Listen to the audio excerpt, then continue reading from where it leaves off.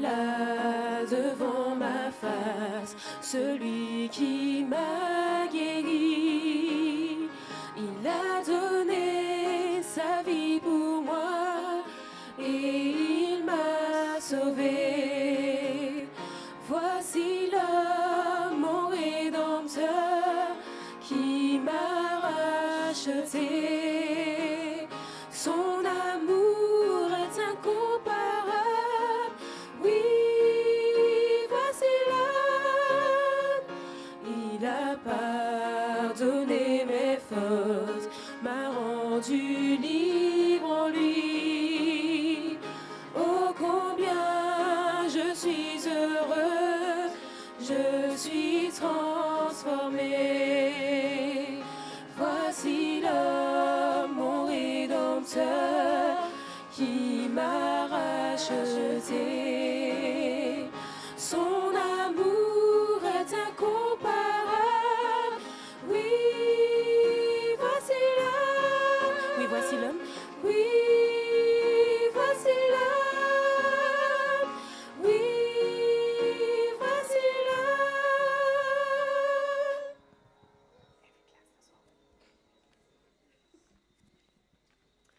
Vous pouvez vous asseoir.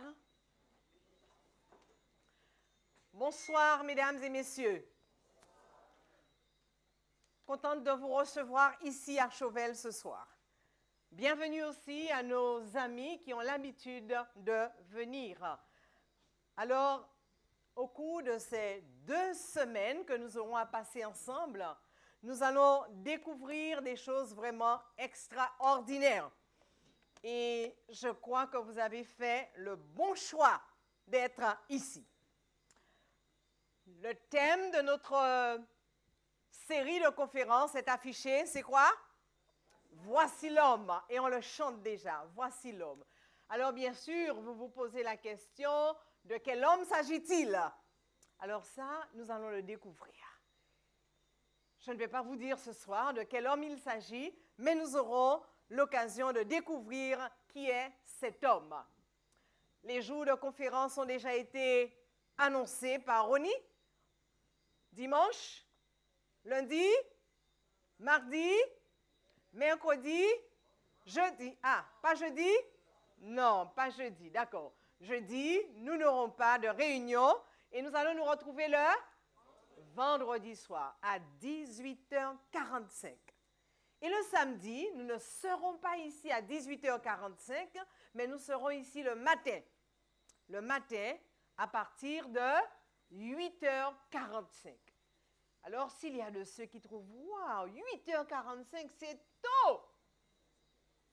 Vous pourrez venir, alors vous allez faire l'effort, hein, d'accord? Mais si vraiment vous n'y arrivez pas, alors je vais vous dire au cours de la semaine à quelle heure vous pouvez venir, d'accord? Mais soyez présents durant la semaine et je vais vous dire cela. Qu'est-ce que nous verrons durant ces 2 semaines? Au cours de ces 2 semaines, mesdames et messieurs, nous entendrons Dieu parler à nos cœurs. Nous allons prêter l'oreille pour permettre à Dieu de nous parler. Et je suis convaincue que vous voulez entendre Dieu vous dire quelque chose. Oui ou non? Exact. Donc nous serons là pour entendre Dieu nous parler. Il veut nous révéler qui il est. Il veut nous révéler des choses extraordinaires. Par conséquent, il nous faut prendre au moins un temps pour l'écouter, pour être avec lui. Vous avez certainement des sujets de prière. Oui ou non?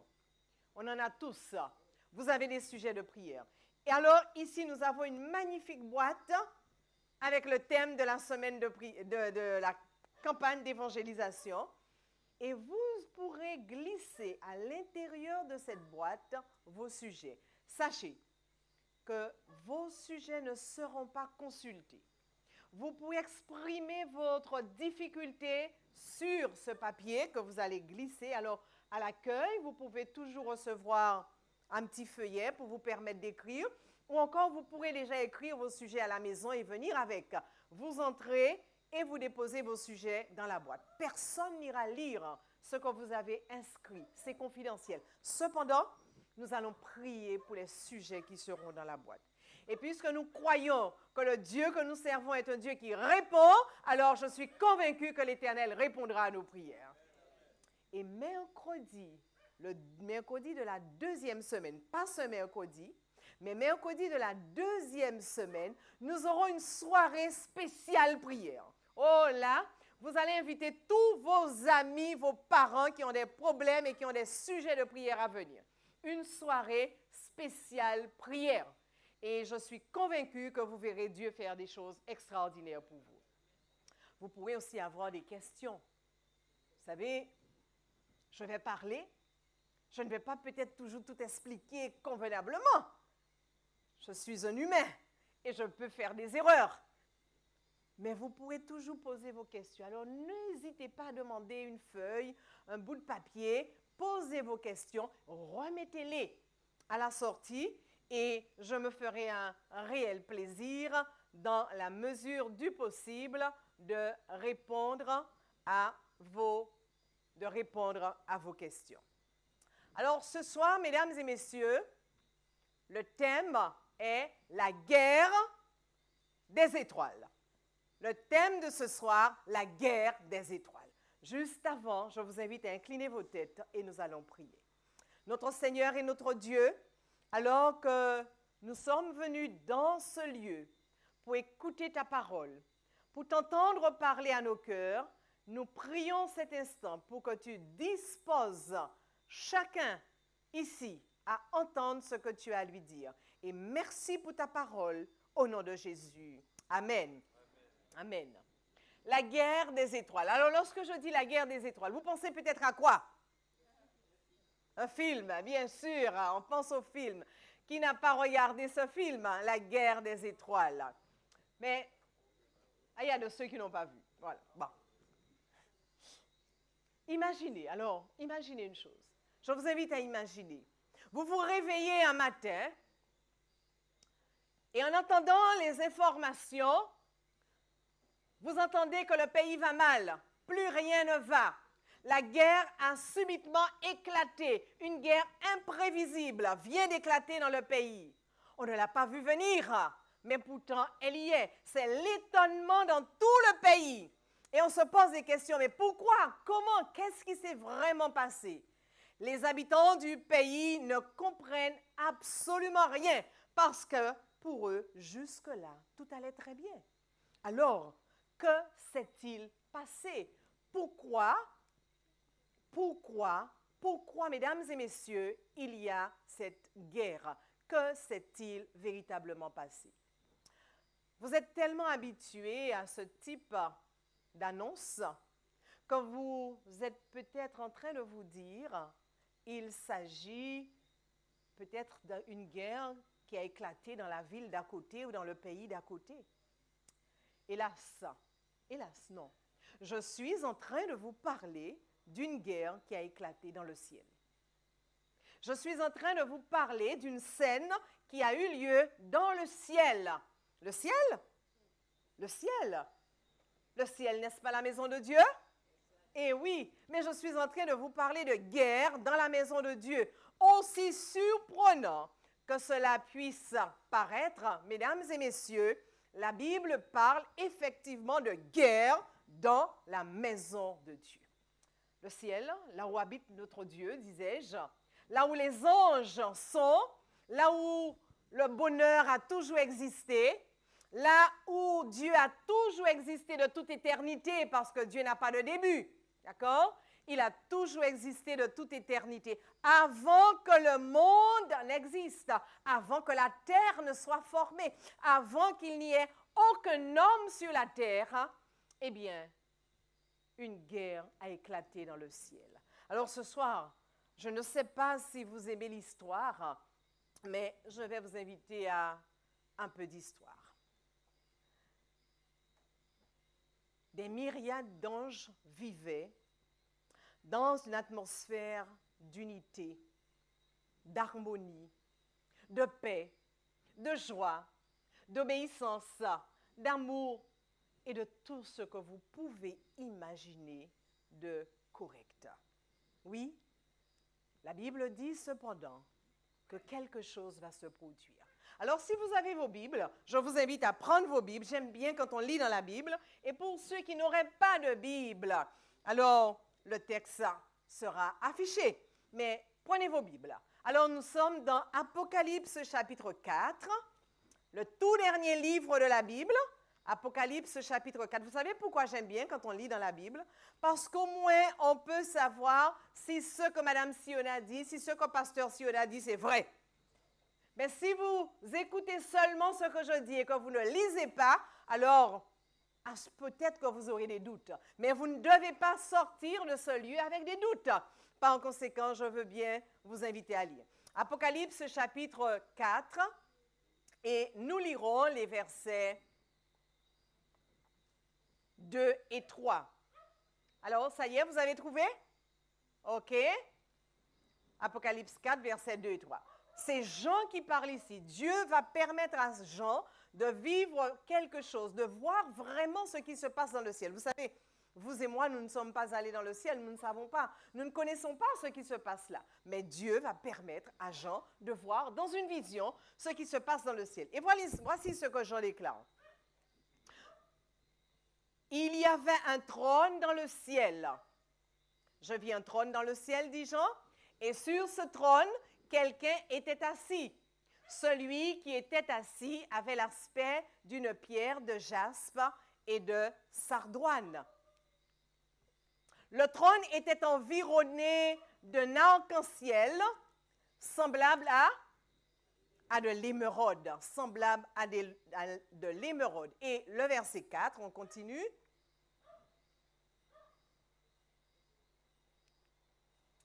Autour du trône, je vis 24 trônes. Donc, imaginez la scène. Il y a un trône, il y a quelqu'un de spécial dessus. Autour de ce trône, il y a encore d'autres trônes. Il y a 24 autres trônes. Et sur ces trônes, 24 vieillards assis, revêtus de vêtements blancs.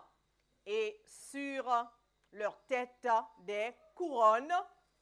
Sur leur tête, des couronnes d'or.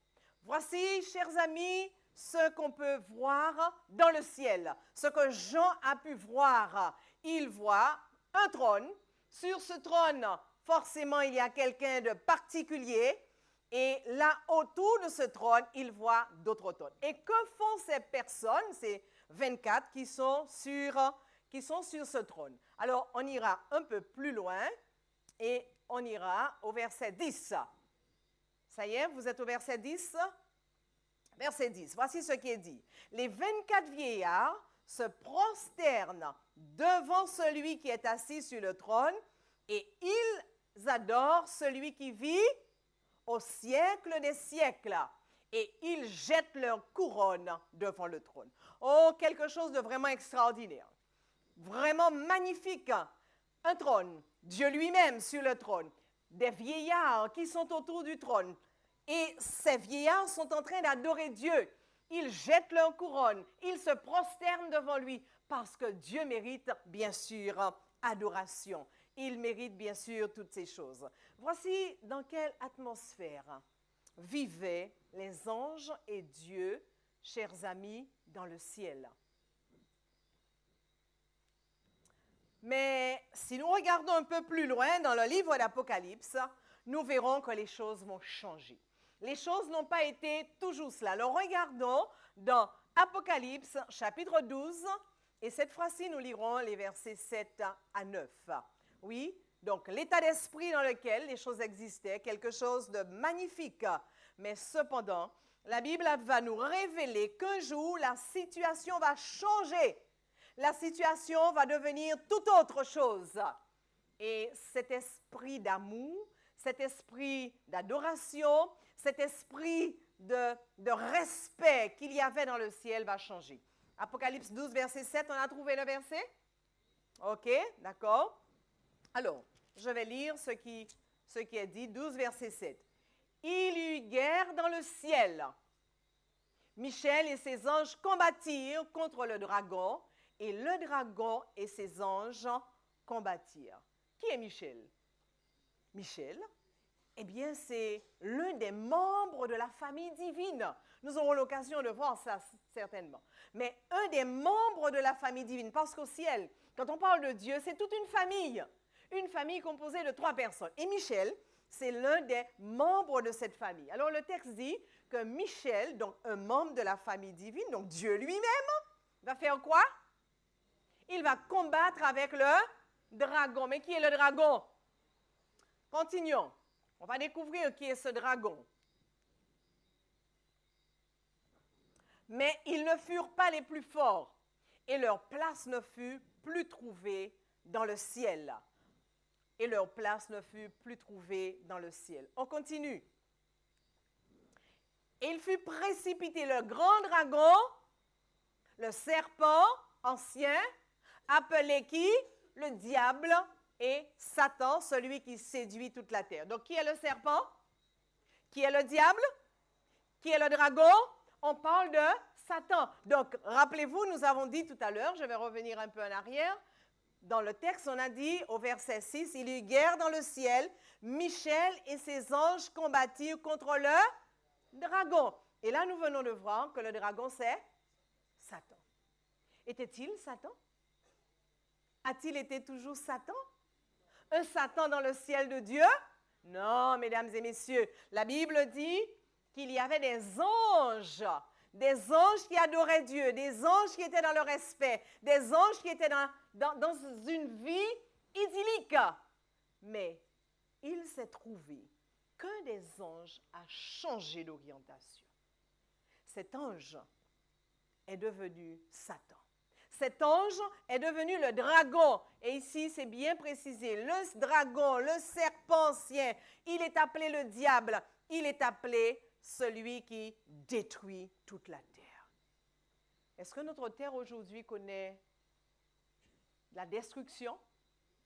Alors, c'est l'œuvre de qui? Vous savez quelque chose, mesdames et messieurs, souvent on s'en prend à Dieu. On dit, mais oui, si Dieu existait, pourquoi il y a tant de problèmes sur la terre? Si Dieu était vraiment Dieu, cela n'existerait pas. Qui est l'origine, qui est à l'origine de tous les problèmes? Qu'est-ce que le texte dit? Satan, celui qui détruit, qui séduit toute la terre. Ainsi donc, nous comprenons que si aujourd'hui, nous avons des problèmes, si aujourd'hui nous avons des difficultés, Dieu n'est pour rien dans cela. Dieu n'est pour rien. Mais il y a quelqu'un d'autre, un ange du Seigneur qui est devenu Satan, et c'est lui qui est responsable de tout ce que nous vivons aujourd'hui sur la terre. Oh, mesdames et messieurs, vous comprenez que ce n'est certainement pas ce que notre Dieu a voulu. Ce n'est pas ce qu'il voulait. Mais malheureusement, c'est ce qui est arrivé. Et qu'est-ce que Dieu va faire? Continuons la lecture. Verset 9 toujours, qu'est-ce qu'il est dit? Alors, il fut précipité sur la terre, le grand dragon, donc il fut précipité sur la terre, et ses anges furent précipités avec lui. Voici ce qui se passe. La guerre éclate dans le ciel, tout était parfait, tout était beau. Un des anges va changer de direction et va devenir le Satan, le Satanas, le démon. Il va devenir le dragon et tout ce qu'on a vu ce soir. Et là, Dieu dit, c'est pas possible. Laissez-moi vous poser une question. Ou encore vous dire, il y a une expression qu'on utilise souvent chez nous. Des malcrabes, pas arrêter, Adam même tout là. À passer de place. Eh bien, c'est ce qui s'est passé dans le ciel. Dieu a institué un monde. Dieu a institué un fonctionnement. Et ne voilà-t-il pas qu'il y a un des anges qui décide de faire autrement? Et connaissant Dieu, et je suis convaincue que plusieurs d'entre vous, vous connaissez aussi ce Dieu dont je parle. Connaissant Dieu, certainement Dieu va être patient envers lui. Dieu va l'inviter à changer d'orientation. Dieu va l'inviter à changer de direction. Mais puisqu'il s'obstine, alors Dieu va devoir le chasser. Le texte dit, il fut précipité sur la terre et ses anges furent précipités avec lui. Alors vous savez, chaque fois que j'utilise ce texte, il y a une question qui me vient tout de suite. Pourquoi sur la terre? Pourquoi c'est sur la terre que Dieu va l'envoyer? Pourquoi c'est où je me trouve, Dieu l'envoie? Alors retenez ce que je vais dire. Lorsque cela se produit, vous avez la réponse, j'ai dit tout à l'heure. Avant que le monde n'existe. Cela se passe avant même que la terre ne soit organisée, avant qu'il n'y ait de vie sur la terre. Donc Dieu n'a pas choisi d'envoyer Satan sur la terre alors qu'il y avait déjà des hommes. Point du tout. Il n'y avait aucune vie sur la terre. Mais Satan va devoir trouver un espace pour vivre. Et il va se retrouver sur cette terre qui est sans vie, qui est informe et qui est vide. C'est ce que la Bible nous dit. Dans Genèse chapitre 1er, verset 1er, je n'ai pas le texte affiché, mais ceux qui le connaissent disent, au commencement, lorsque Dieu créa les cieux et la terre, d'accord, la terre était comment? Informe et vide.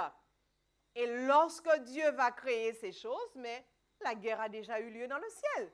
Par conséquent, Dieu ne va pas envoyer Satan sur la terre alors qu'il y a des hommes. Pas du tout. Pas du tout. Pas du tout, mesdames et messieurs. Oh, ce Dieu, il est trop bon. Il est trop grand. Il est trop merveilleux pour faire des choses semblables. Ainsi, donc, nous comprenons que ce n'est pas ça le plan de notre Seigneur. Mais, puisque le diable a été envoyé sur la terre, nous comprenons qu'il ne va pas apprécier cela. Il ne va certainement pas apprécier et nous verrons les choses par la suite. Mesdames et messieurs, sachez que ce n'est pas de la fiction ce que je suis en train de vous raconter. Ce sont des choses réelles. Cela s'est bien produit. Satan, le diable, le serpent, eh bien, s'est soulevé contre l'Éternel. Et c'est ainsi que l'histoire, c'est ce que l'histoire nous raconte. Nous allons continuer. Alors, on nous dit, mais pourquoi? Qu'est-ce qui s'est passé? Pourquoi l'ange? Pourquoi il a voulu devenir Satan? Est-ce qu'il s'est dit un jour, je vais devenir Satan, je vais être le rebelle? Regardez ce que la Bible nous dit. J'aime ce livre qu'on appelle la Bible. Et nos amis qui sont avec nous ce soir, est-ce que vous avez reçu une Bible en entrant ici, les amis qui sont avec nous? Non? Vous n'avez pas reçu de Bible en entrant? Alors, lorsque vous venez habituellement, pensez à réclamer votre Bible pour que vous puissiez suivre. C'est très important. La Bible nous donne toutes les réponses dont nous avons besoin. Et voilà pourquoi nous devrions passer du temps à étudier la parole de Dieu, à étudier la Bible. Alors, allons-y. Nous irons maintenant dans Ésaïe chapitre 14 et les versets 12 à 15. Nous allons voir en effet qu'est-ce qui s'est passé. Pourquoi un ange du Seigneur est devenu Satan? Quel a été le problème? Que s'est-il passé véritablement? Ça y est, tout le monde a trouvé? Alors, je vais lire Ésaïe chapitre 14 et je lis ce qui suit. Te voilà tombé du ciel, astre brillant, fils de l'aurore. Tu es abattu à terre, toi le vainqueur des nations. Tu es abattu à terre, toi le vainqueur des nations. Tu disais en ton cœur, et c'est là que c'est intéressant, remarquez bien. Tu disais en ton cœur quoi? Je monterai au ciel, j'élèverai mon trône au-dessus des étoiles de Dieu. Je m'assiérai sur la montagne de l'assemblée. Alors, je monterai au ciel, ça veut dire encore plus haut. D'accord? Je m'assiérai sur les étoiles de Dieu, au-dessus des étoiles de Dieu. Ce soir, le thème, c'est quoi? La guerre des étoiles. Étoile, ça veut dire quoi en anglais? Comment on dit? Star, d'accord, star, ce sont les grands, d'accord? Donc, quand il est dit ici, que Satan dit, je vais m'élever, en tout cas, un des anges dit, je vais m'élever au-dessus des étoiles de Dieu, ce qui veut dire, je vais m'élever au-dessus de tous les autres anges, je vais dominer. En fait, c'est ce qu'il cherche. Je vais dominer. Je m'assiérai, dit-il, même sur la montagne de l'assemblée. Alors, c'est quoi la montagne de l'assemblée? En réalité, il y avait les anges, comme j'ai dit, mais il y avait Dieu, la famille divine. Et lorsque la famille divine se réunissait, ce qui est un peu normal dans une famille, il y a maman, papa, il y a les enfants. Mais les enfants ne participent pas à toutes les conversations de maman et de papa. Il y a, c'est des conversations qui sont privées entre le père et la mère de famille. Et bien de même, il y avait l'assemblée de la famille divine auquel les anges n'avaient pas droit. Mais lui, il dit, je m'assiérai sur la montagne de l'assemblée. Je vais aller plus loin, à l'extrémité du septentrion. Je monterai sur le sommet des nues. Et quoi? Wow! Je serai semblable au Très-Haut. Voilà. Voilà là où il voulait arriver. Être semblable au Très-Haut. Le Très-Haut, c'est qui? Dieu lui-même. En d'autres termes, cet ange est devenu Satan parce qu'il s'est dit, la place d'ange que j'occupe, ça ne me convient plus. Je veux être Dieu. Je veux être Dieu. Et je vais m'organiser pour être Dieu. Et là, il va présenter tout le parcours que nous venons de lire. Alors, qu'est-ce que Dieu va faire? Vous comprenez pourquoi Dieu, à un moment, va dire non, ce n'est pas possible. Mes amis, on ne cherche pas à devenir Dieu. On est Dieu. Dieu est Dieu parce qu'il est créateur de toutes choses. Dieu n'a pas cherché à être Dieu. Dieu ne cherche pas encore aujourd'hui à être Dieu. Dieu est Dieu. Et c'est parce qu'il est Dieu que vous et moi, nous l'aimons. Amen. C'est parce qu'il est Dieu que vous et moi, nous avons du respect pour lui. C'est parce qu'il est Dieu que vous et moi, nous lui devons obéissance. Il ne cherche pas à être Dieu. À partir du moment que quelqu'un cherche à être grand, c'est qu'il a un problème. C'est qu'il n'est pas grand. Il n'est pas grand. Si vous cherchez à être un patron dans votre entreprise, c'est que vous n'êtes pas patron. Si vous cherchez à être au-dessus d'eux, en réalité, c'est que vous êtes en problème. Vous êtes en difficulté. Mais lorsqu'on sait qui on est ce qu'on est. Amen? On est ce qu'on est. Ainsi, cet ange qui s'appelait Lucifer va chercher à être Dieu. Et qu'est-ce qu'il va faire? Eh bien, chers amis, il va chercher par tous les moyens à jeter le discrédit sur Dieu. Et il va commencer à parler de Dieu. Il va dire que Dieu est un Dieu dur, un Dieu méchant.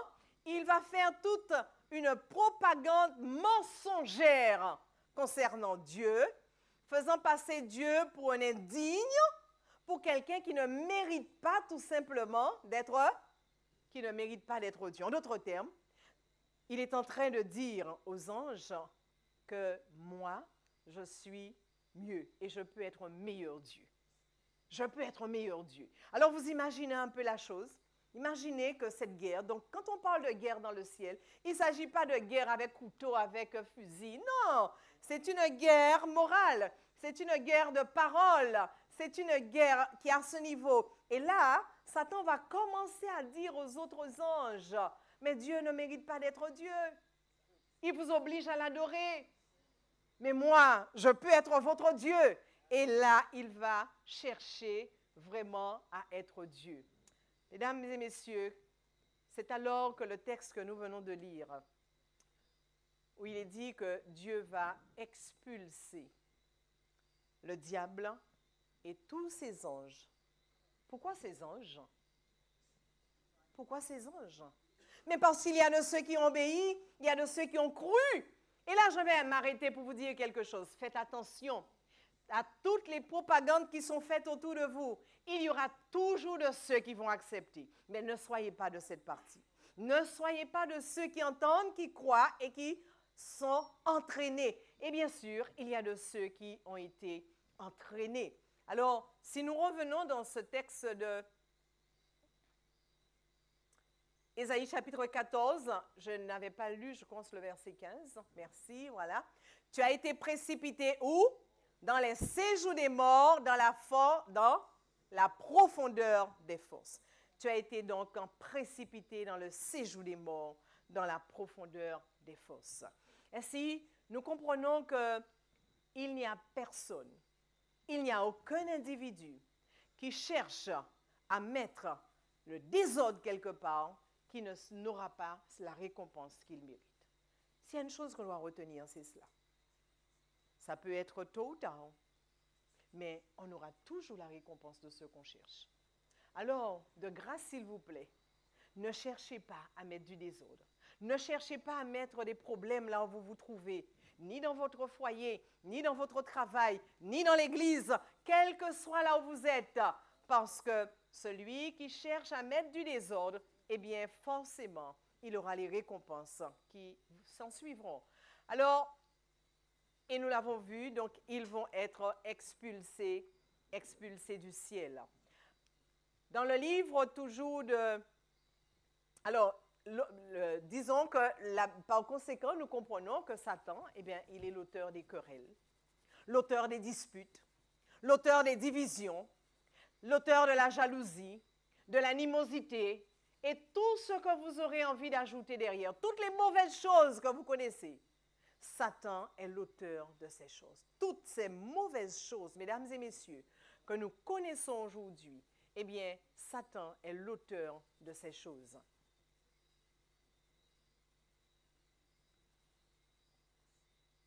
Et lorsque ces choses mauvaises prennent place dans nos cœurs, qu'il s'agisse des familles, qu'il s'agisse de l'Église, qu'il s'agisse des couples, eh bien, tout bascule. Lorsque les querelles, les disputes, les divisions, la jalousie, l'animosité, l'envie, tout ce que vous voulez, lorsque ces choses prennent place dans nos cœurs, alors le milieu dans lequel nous vivons est infecté, impacté, infecté. Et à un moment donné, forcément, c'est la division qui prend place. On ne peut plus continuer à vivre ensemble. Ce sont toutes ces choses, mesdames et messieurs, que nous voyons autour de nous régulièrement, n'est-ce pas? Chaque jour, c'est ce que nous voyons. Mais cela a commencé où? Dans le ciel. Cela a commencé dans le ciel.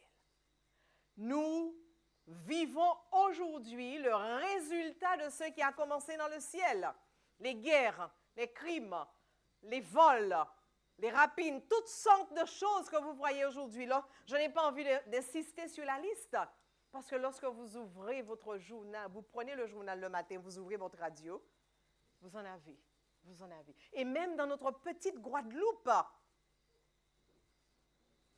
on a l'impression que c'est chaque semaine, chaque jour, il y a quelque chose d'horrible ici en Guadeloupe. Qui est l'origine de ces choses? Le diable. Ce n'est pas Dieu. Ce n'est pas l'Éternel. Ce n'est pas ce que Dieu a voulu pour nous. Et ce n'est pas ce qu'il cherche pour ses enfants. Mais mesdames et messieurs, la bonne nouvelle, c'est que vous n'êtes pas obligés de suivre la mauvaise direction. La bonne nouvelle, c'est que vous n'êtes pas obligés d'aller dans la mauvaise direction, parce que tous les anges n'ont pas suivi Satan. Et si tous les anges n'ont pas suivi Satan, ce qui veut dire, même si aujourd'hui encore, vous et moi, nous voyons le diable agir, mais nous ne sommes pas obligés de le suivre. Nous ne sommes pas obligés de le suivre. Nous ne sommes pas obligés d'aller dans la direction dans laquelle il voudrait nous emmener. Vous savez combien d'anges l'ont suivi? Alors, retournons dans la Bible, dans Apocalypse chapitre 12. Apocalypse chapitre 12, et nous lirons le verset 4. Ça y est, on a la Bible, on est arrivé. Sa queue entraînait le tiers des étoiles du ciel et les jetait sur la terre. Combien d'étoiles du ciel sont tombées? Un tiers. Un tiers des étoiles. Un tiers des anges est parti avec Satan. Mais combien sont restés dans le ciel? 2 tiers. Et je dis amen à cela, parce qu'il y a eu davantage qui ont continué à servir Dieu qu'à suivre Satan. Et vous comprenez quand je vous dis, vous n'êtes pas obligés de le suivre. Vous n'êtes pas obligés de faire ce que vous voyez faire aujourd'hui. Chers jeunes, vous voyez aujourd'hui les jeunes dans la drogue, dans l'alcool, dans la cigarette, sur les réseaux sociaux, partir dans toutes sortes de dérives. Vous n'êtes pas obligés d'aller là. N'allez pas dans ces choses. Vous pouvez rester fidèles. Mesdames et messieurs, chers amis, aujourd'hui, dans cette société, ce qui prime, ce sont les divorces. Vous n'êtes pas obligé d'arriver là, parce que c'est le diable qui a mis la séparation. Quand on parle de divorce, on parle de séparation. C'est le diable qui l'a mis, mais vous n'êtes pas obligé d'arriver là. Ce sont les meurtres. Vous n'êtes pas obligé d'arriver là. Tout ce que le diable a institué, la Bible nous dit que nous ne sommes pas obligés d'aller dans cette direction. Nous pouvons faire le bon choix. Et je dis amen à cela. Et si nous faisons le bon choix, chers amis, alors très certainement, notre Dieu viendra à notre secours. Il ne nous abandonnera pas. Il ne nous laissera pas parce que nous faisons le bon choix de le servir. Oui, chers amis, ce soir, on pourrait se poser la question. Et s'il y a une question que tout le monde se pose, c'est celle-ci. Pourquoi Dieu n'a pas détruit Satan et ses mauvais anges une fois qu'ils ont péché? Peut-être que vous vous posez la question aussi. Mais quand Satan a fait tout cela, pourquoi Dieu lui a permis encore de vivre? On a bien dit que Dieu ne l'a pas envoyé sur la terre alors que la terre était habitée. Mais il est quand même arrivé sur la terre. Mais Seigneur, pourquoi tu ne l'as pas détruit tout de suite? Pourquoi tu n'as pas détruit les anges? Si Dieu avait détruit les anges et avait détruit Satan, peut-être ne serions-nous pas dans ce que nous sommes aujourd'hui. Alors Seigneur, pourquoi tu ne l'as pas fait? Pourquoi Seigneur? Oh, chers amis,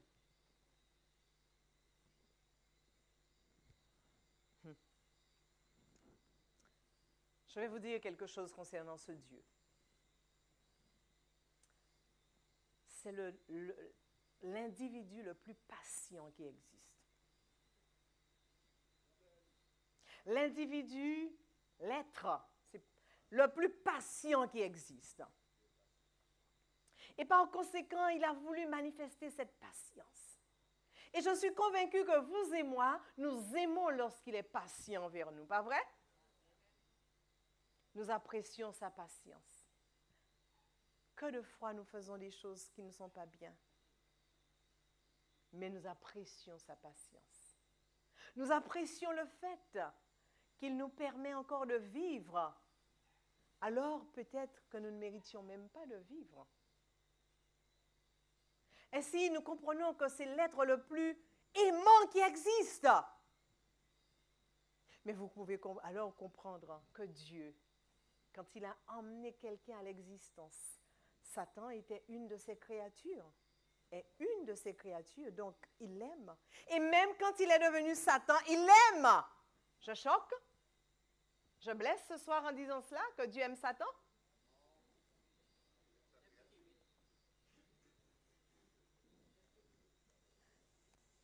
Vous savez comment s'appelle Dieu? Amour. L'apôtre Jean va nous dire, si quelqu'un n'aime pas, c'est qu'il ne connaît pas Dieu parce que Dieu s'appelle amour. Dieu s'appelle amour. Donc, même quand Satan a péché, Dieu aime Satan. Les anges ont péché, ils ont éclaté une guerre dans le ciel, mais Dieu continue de les aimer.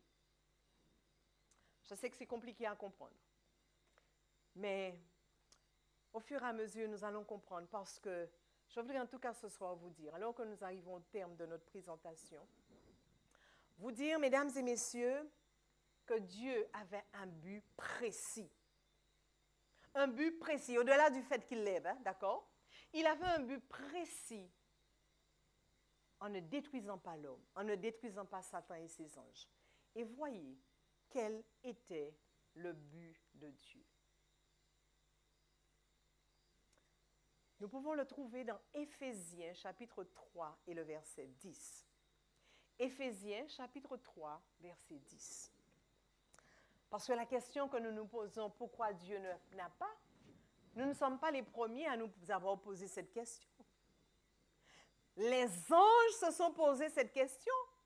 Et lorsque les anges ont vu Dieu conserver la vie à Satan, mais ils se sont demandé, mais pourquoi Seigneur? Et ils n'ont pas compris. Ils n'ont pas compris le plan de Dieu. Ils n'ont pas compris le geste de Dieu. Et voilà la réponse. Donc Dieu va les garder en vie, afin que les dominations et les autorités dans les lieux célestes connaissent aujourd'hui, par l'Église, quoi? La sagesse infiniment variée de Dieu. Et je dis amen à cela.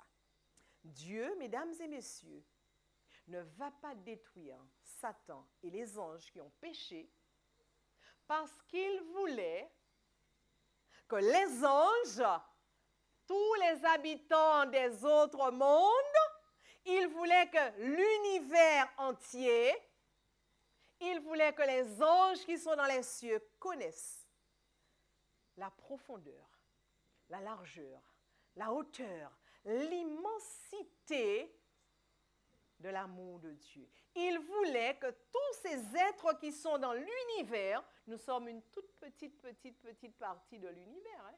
La Terre, c'est un petit grain de sable dans l'univers. Et parmi tous ces mondes habités, eh bien, Dieu voulait qu'ils connaissent la sagesse infiniment variée de Dieu. Et par qui? Ça, c'est le plus beau. Par qui les mondes habités, les dominations, les autorités doivent-ils comprendre et connaître la sagesse de Dieu? Par l'Église. Par l'Église. L'Église, c'est qui? C'est quoi? L'Église, c'est le peuple de Dieu. L'Église, c'est vous et moi aujourd'hui. L'Église, ce sont ceux qui ont accepté Jésus dans leur vie. Waouh, reprenons cela. Afin que, donc, les anges, les mondes habités, les dominations, les autorités, dans les lieux célestes, connaissent aujourd'hui, par vous et moi, quelle est la sagesse infiniment variée de Dieu. Wow. Quel plan, quel projet, quel plan. Dieu a un projet pour l'Église. Que l'Église puisse enseigner la sagesse de Dieu, l'amour de Dieu, l'infinie sagesse de Dieu. Mais dites-moi, au moment où ça se passe, il y a une Église qui existe? On a dit, cette guerre qui a lieu dans le ciel se fait alors qu'il n'y a personne sur la terre, alors que la terre n'est pas habitée. Alors, qu'est-ce qu'on est en train de comprendre? Mesdames et messieurs, on a envie de se poser une seule question. Qui est Dieu? Seigneur, mais qui es-tu? Qui es-tu, Seigneur? On a du mal à te saisir, on a du mal à comprendre qui tu es. Qui es-tu, Dieu? Qui es-tu? Tu m'étonnes et j'ai du mal à comprendre. Comment tu peux parler de l'Église qui n'existait pas, mais tu es en train de dire que l'Église, c'est elle qui devrait enseigner aux anges l'infini amour de qui tu es. Alors, j'ai envie de vous dire ce soir, nous n'avons pas fini d'apprendre sur ce Dieu. Nous n'avons pas fini d'apprendre sur ce Dieu. Et moi aussi, je lui pose des questions, mais Seigneur, révèle-toi. Révèle-toi. Alors, ce soir, j'ai envie de vous dire, si vous aussi, vous avez envie de lui poser la question, mais Seigneur, parle-moi, je n'ai pas compris cela. Comment est-ce que l'Église peut dégager, dire, alors qu'il n'existe pas l'Église à l'époque, mais tu dis que tu as gardé Satan en vie pour que l'Église puisse enseigner à ceux qui sont dans les cieux? Je crois qu'il y a beaucoup de choses que Dieu veut nous enseigner. Et c'est la raison pour laquelle je vais vous inviter à venir demain soir. Demain soir, nous allons découvrir ensemble, Seigneur, le plan, c'est quoi? Quel est le plan? Comment l'Église, qui n'existait pas, peut-elle arriver à cela? Mais retenez avant de partir, quels que soient les problèmes que vous avez, quelles que soient les difficultés par lesquelles vous passez, ce Dieu n'est jamais dépassé par quoi que ce soit. Quel que soit, mesdames et messieurs, ce que vous vivez dans votre vie, ne pensez jamais que Dieu n'a pas de solution. Et quand bien même vous aurez l'impression qu'il tarde à répondre, il a une réponse. Il a un plan. Il a un projet qui dépasse tout ce que vous connaissez. Ne perdez jamais espoir. Restez près de ce Dieu. Vous n'avez pas envie de le fréquenter? Alors, si vous avez vraiment envie de le fréquenter, si vous avez envie de le connaître, encore mieux que ce que vous découvrez maintenant, je vais vous inviter simplement à vous tenir debout. Et je vais prier avec vous, demander à Dieu de vous permettre vraiment, de nous permettre de progresser avec lui, afin de comprendre véritablement qui il est et que nous soyons remplis de la compréhension de la sagesse de Dieu. Notre Père et notre Dieu, nous te remercions infiniment pour ta parole qui nous rappelle en ce soir que tu es un Dieu exceptionnel. Tu es un Dieu vraiment, Seigneur, bon. Tu t'appelles amour et que tout ce que tu fais est ce qu'il y a de mieux. Même quand tu n'as pas détruit Satan et les anges, c'était quelque chose d'extraordinaire parce que tu avais prévu que l'Église qui existe aujourd'hui révèle ton amour, révèle ta sagesse, révèle aux anges qui n'ont pas péché et qui sont dans les cieux. Tu avais prévu, Seigneur, que mes amis et moi, nous leur expliquions vraiment qui tu es. Oh, notre Dieu, notre Père, merci. Merci parce que nous réalisons que nous avons beaucoup de valeur à tes yeux. Merci, Seigneur, parce que nous réalisons que nous ne sommes pas n'importe qui pour toi. Et nous te demandons pardon pour toutes les fois où nous avons douté de qui tu es. C'est parce que nous ne te connaissons pas. Alors apprends-nous à te connaître. Merci de nous garder dans cette atmosphère ce soir et que nous soyons présents encore demain soir afin de découvrir le plan que tu avais pour ton Église. Que la paix du Seigneur repose sur vous et que sa grâce soit en vous. Merci Seigneur, dans le nom de Jésus. Amen. Amen. Amen.